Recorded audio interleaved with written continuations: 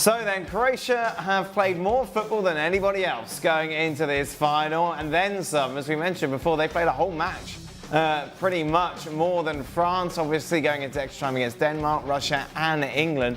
Denmark, Russia going to pens. That Mandzukic goal seeing them through to the final. Yes, they're knackered. Yes, but they're walking. Well, they look not bad after the Denmark 120 minutes plus penalties, but after the Russia 120 penalties, there was like bodies lying around, and Subasic was injured, the goalkeeper. Vasalico, the fullback, was injured. Both made the game. They've shoveled another 100. Goal scorer Mandzukic, he was hobbling around, wasn't he, at the end of the last game? You made the point tactically that they worked it today, so they didn't have to run around. That wasn't the. Whenever you're working the game tactically, you're hoping that you can close people down without having to do quite so much running, so the game's not quite so open. And I thought the coach did that well. He left his two wide players up front. So can you do that against France? I think he would. Yeah, I think he can still stick with the shape.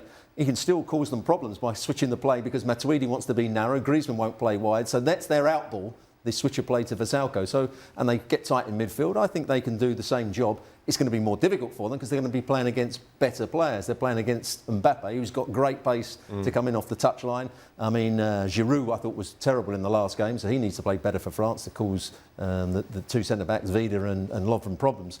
But I think they can still put in a very good performance. But if Perisic wants to play, if Croatia and Perisic in particular want to take as many risks as they did today, and you know, with leaving Trippier to go forward sometimes, left him to go on to the fullback and hope that it would break down and you could fire it out there and he would get at them. He's going to leave Strinic one-on-one potentially with Mbappe, so they may have to just alter the risks that they take within the game. I don't think they'll change the shape. I don't think if the personnel are there, they'll do anything differently. They might juggle it a little bit within the game, which is what is the right thing to do, and is what England didn't do in this game.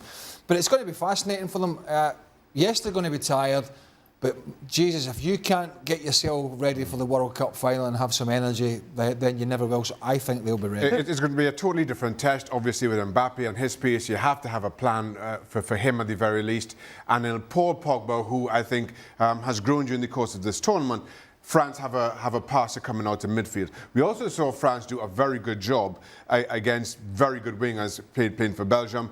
They at times sat a little bit more. Maybe that will allow the likes of Modric and Rakitic to maybe get on the ball a little bit more than they expected, or they expect to in a World Cup final. You do that at your peril. I think this is very finely poised, and so it should be in a World Cup final. It's going to extra time, isn't it? Of course, that's how Croatia like it. Absolutely. They like it to go to extra time because that's where... They'll score an own goal in the 90th minute. Come on, we'll have more of this. So France to win? Yeah, I think France win this. Yeah? Yeah, Pogba against Modric, a great battle, but Pogba to come out on top.